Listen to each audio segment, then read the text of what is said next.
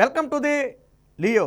ఈరోజు TDP Janasena BJP ఆధ్వర్యంలో నిర్వహించినటువంటి ప్రజాగళం బహిరంగ సభ గ్రాండ్ సక్సెస్ అయింది. దాదాపుగా 10 లక్షలకు మంది పైగా ఈ సభకు తరలి వంచుంటారని చెప్పి ఆ టీడీపీ శ్రేణులు అయితే ఒక అంచనాకైతే రావడం జరిగింది. అలాగే ప్రధాని నరేంద్ర మోదీ 2014 తరువాత మరొకసారి జట్టు కట్టడం ఇదే ప్రప్రథమం. ఎన్డీఏ నుంచి తెలుగుదేశం పార్టీ బయటకు వచ్చిన తర్వాత, అలాగే 2019 ఎన్నికల తర్వాత జరిగిన ఘటనలన్నీ కూడా మనందరికీ తెలిసిందే. అయితే మరొకసారి 2014 సీన్ రిపీట్ చేస్తూ వీరు ముగ్గురు కూడా ఒకే స్టేజ్ మీదకైతే రావడం జరిగింది. ఈ సందర్భంగా ప్రధానమంత్రి గారి స్పీచ్ గురించి కూడా కోట్లాది మంది ప్రజలు ఎదురు చూస్తూ వచ్చారు.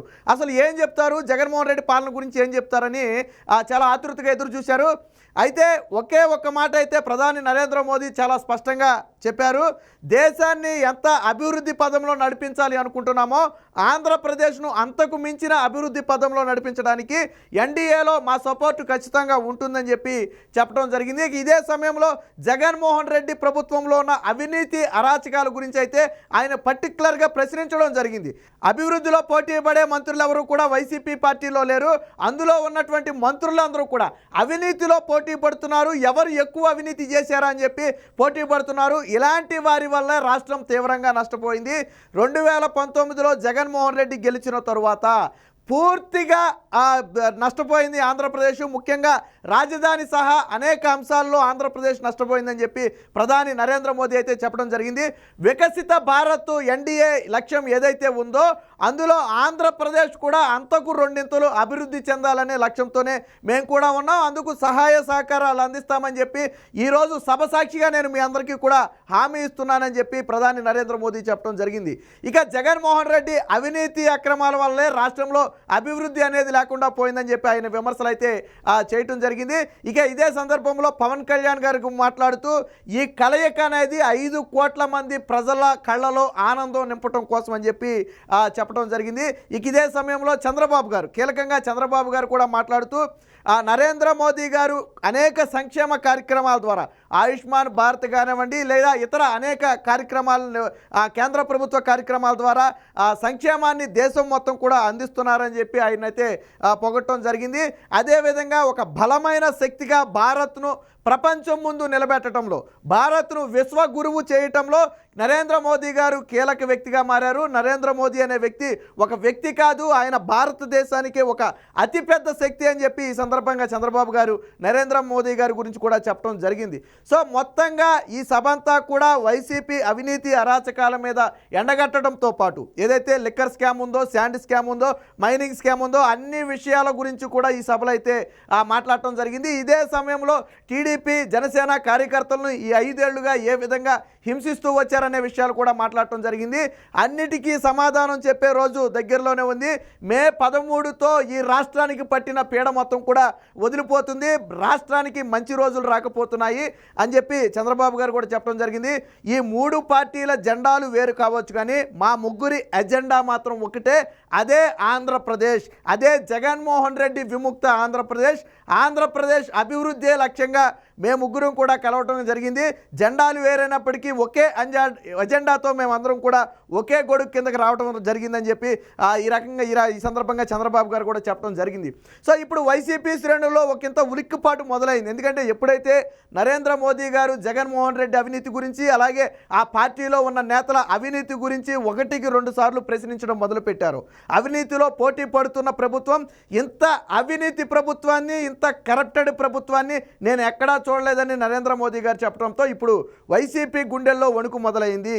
ఎక్కడ జగన్మోహన్ రెడ్డి మీద బీజేపీ కొన్నెర్ర చేస్తుందోనని చెప్పి ఒక రకంగా అయితే ఆ జగన్మోహన్ రెడ్డిలో వణుకు మొదలైంది. వాస్తవానికి ఈ సభను టీడీపీ జనసేన బీజేపీ శ్రేణుల కంటే కూడా మొదటి నుంచి చాలా గట్టిగా ఫాలో అవుతున్న వ్యక్తులు ఎవరైనా ఉన్నారంటే వైసీపీ శ్రేణులే. ఎందుకంటే నరేంద్ర మోదీ ఏం మాట్లాడతారు, నరేంద్ర మోదీ ఒకవేళ మా మీద కొన్నేర చేస్తే మా పరిస్థితి ఏంటి, జగన్మోహన్ రెడ్డి పరిస్థితి ఏంటని చెప్పి తీవ్ర ఆందోళనలో ఉన్నారు. ఎందుకంటే సిబిఐ, ఈడీ లాంటి అనేక కేసుల్లో జగన్మోహన్ రెడ్డి ఇప్పటికే ఇరుక్కునున్నాడు. చివరికి బాబాయి హత్య కేసు కూడా దాదాపు మెడకు చుట్టుకున్నంత పని. కాబట్టి ఇలాంటి సందర్భంలో గన నరేంద్ర మోదీ గారు కనుక కొన్నేర చేసిన, లేదా లిక్కర్ స్కాము, శాండ్ స్కాము లాంటివి వెలికి తీసిన అది వైసీపీ ప్రభుత్వానికి తీవ్ర ఇరకాటంగా మారుతుంది. ఒకవేళ వాటి గురించి ఇది కేవలం ఆరంభం మాత్రమే మాత్రమే, ఇప్పుడు ఆరంభం మాత్రమే. రేపటి నుంచి తీవ్ర విమర్శల దాడి అనేది చాలా ఎక్కువ ఉంటుంది. జగన్మోహన్ రెడ్డి చేసినటువంటి అప్పుల దగ్గర నుంచి అనేక విమర్శలను రేపు బీజేపీ చేయడానికి సిద్ధంగా ఉంది. ఇది కేవలం ఆరంభం సభ మాత్రమే. ఇంకా 56 రోజుల పాటు ఉన్న నేపథ్యంలో ఇప్పటి నుంచి వైసీపీ మీద అయితే 3 పార్టీలు ఎదురుదాడి చేయడానికి సిద్ధంగా ఉన్నాయి. ఒక రకంగా జగన్మోహన్ రెడ్డి దాదాపుగా సరెండర్ అయిపోయిన పరిస్థితి. ఎందుకంటే తన కేసుల నేపథ్యంలో నరేంద్ర మోదీకి సరెండర్ అయిపోయాడనే విషయం అందరికీ తెలిసిందే. బట్ ఏ క్షణం ఏం జరుగుతుందో తెలియక వైసీపీ శ్రేణులందరూ కూడా ఒక ఇంత టెన్షన్లో ఉన్న పరిస్థితి. ఎనీ టైము ఇప్పటికే సుప్రీంకోర్టు, హైకోర్టుతో సహా తెలంగాణ హైకోర్టులో కూడా జగన్మోహన్ రెడ్డి కేసులకు సంబంధించి ఎక్కడికక్కడ పిటిషన్లు వేసి ఉన్నాయి. ముఖ్యంగా రఘురామకృష్ణరాజు లాంటి వాళ్ళందరూ కూడా పిటిషన్లు వేసి కాసు కూర్చున్నారు. మరో పక్క సునీత కూడా పిటిషన్లు వేసి కాసు కూర్చుంది. ఇటు అవినాష్ రెడ్డి కేసు కదిపినా, జగన్మోహన్ రెడ్డి అక్రమాస్తుల కేసు కదిపినా, లేదా ఇంకొక కేసు ఏంటంటే కోడికత్తి కేసు. సరే, అదంటే ఇప్పుడు తేలే అవకాశం లేదనుకోండి, బెయిల్ మీద ఆల్రెడీ కోడికత్తిని బయట ఉన్నాడు. సో మిగతా 2 కేసుల్లో ఏది కదిలినా అది జగన్మోహన్ రెడ్డికి పెను ప్రమాదంగా మారుతుంది. ఇప్పుడు బీజేపీని ప్రశ్నించే దమ్ము, ధైర్యం వైసీపీకి ఉందా? నిన్న మొన్నటి వరకు కాళ్ళు ఎగరేశారు. మేము సోనియా గాంధీని ఎదిరించాం, నరేంద్ర మోదీని ఎదిరించిన ధీరుడు సూర్యుడు అని చెప్పి మాట్లాడిన పరిస్థితి. మరి ఇప్పుడు నరేంద్ర మోదీ చేసినటువంటి ఈ కామెంట్స్కు రిప్లై ఇచ్చే దమ్ము కానీ ఆ వైసీపీకి ఉందా? ఏదైతే నరేంద్ర మోదీ అవినీతిలో కూరుకుపోయిన ప్రభుత్వం, అవినీతిలో కూరుకుపోయిన ముఖ్యమంత్రి, జైలు శిక్ష అనుభవించి వచ్చినటువంటి వ్యక్తి లాంటి అనేక కామెంట్స్ చేయడం జరిగిందో, మరి వీటిని బలంగా తిప్పికొట్టగలరా? నరేంద్ర మోదీని ప్రశ్నిస్తే జగన్మోహన్ రెడ్డి మనుగడ సాధ్యపడుతుందా? ఇప్పుడు వైసీపీ నేతల్లో ఇదే ఒక టెన్షన్ మారింది. ఒకవేళ ఎన్నికల్లో బీజేపీని విమర్శించలేకపోతే ఖచ్చితంగా జగన్మోహన్ రెడ్డి బీజేపీకి సాగిలపడ్డాడన్న విషయం ప్రజలందరికీ తెలిసిపోతుంది. లేదు, గట్టిగా నిలదీశామా నరేంద్ర మోదీ కొన్నేర చేస్తారేమోనని భయం. సో మొత్తంగా రెండింటికి జడ్డ రేవళ్లాగా తయారైంది. ముందు నుయ్యి వెనక గోయలాగా తయారైంది ప్రస్తుతానికి వైసీపీ పరిస్థితి. అయితే బీజేపీ, టీడీపీ, జనసేనతో జతగట్టిన తర్వాత ముస్లిం మైనార్టీలను రెచ్చగొట్టే ప్రయత్నం చేశాడు జగన్మోహన్ రెడ్డి. కానీ అది కూడా ఈరోజు పటాపంచలైంది. ముస్లింలకు తెలుగుదేశం పార్టీ హయాంలో ఎంత మేలు జరిగిందనే విషయాలను కూడా ఈ సందర్భంగా అయితే చెప్పుకోవడం జరిగింది. ఏది ఏమైనప్పటికీ ఈ ముగ్గురు మొనగాళ్ళు నిర్వహించినటువంటి సభ చిలకలూరిపేటలో దద్దరిల్లింది. అక్కడ వచ్చిన సౌండ్కి తాడేపల్లిలో రీసౌండ్ వచ్చింది. ముఖ్యంగా నరేంద్ర మోదీ గారి ప్రసంగం తర్వాత వైసీపీలో ప్రకంపనలు అనేవి మరింత తీవ్రంగా జరిగాయి. ఈరోజు జన సునామీ చూసిన తర్వాత చిలకలూరిపేట బొప్పిడి వద్ద దాదాపు 500 ఎకరాల్లో ఏర్పాటు చేసినటువంటి ఈ సభలో జనాన్ని చూసిన తర్వాత 10 లక్షలు సుమారు అంచనా అయితే 10 లక్షల మందికి పైగా వచ్చుంటారు. అంటే 1 మిలియన్ కంటే ఎక్కువగా వచ్చుంటారని చెప్పి ఒక అంచనా అయితే ఉంది. ఈ జనాన్ని చూసిన తర్వాత వైసీపీలో ఇక వణుకు మరింత మొదలైంది. ముఖ్యంగా జగన్మోహన్ రెడ్డికి రాత్రికి నిద్ర కూడా పట్టే పరిస్థితి లేదు.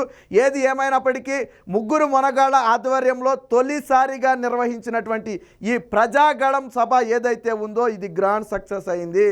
ఖచ్చితంగా రాబోయే ఎన్నికల్లో ఈ కూటమి, ఎన్డీఏ కూటమి, టీడీపీ, జనసేన, బీజేపీ ఆధ్వర్యంలో రాష్ట్రంలో ప్రకంపనలు సృష్టించబోతున్నాయి. ఓట్ల సునామీ కురవబోతుంది. ఆ సునామీలో వైసీపీ పార్టీ తట్టాబుట్టా సర్దుకుని అడ్రస్తో సహా గల్లంతవటం ఖాయమని చెప్పి ఈరోజు సభను బట్టి అర్థమవుతుంది. మరి చూద్దాం, నరేంద్ర మోదీ గారి వ్యాఖ్యలకు కౌంటర్ ఇచ్చే దమ్ముందా? అవినీతి ప్రభుత్వం ఆయన చేసిన ఆ విమర్శలకు తిరిగి ఆ సమాధానం చెప్పే దమ్ము వైసీపీ పార్టీకి ఉందా లేదనేది వేచి చూద్దాం.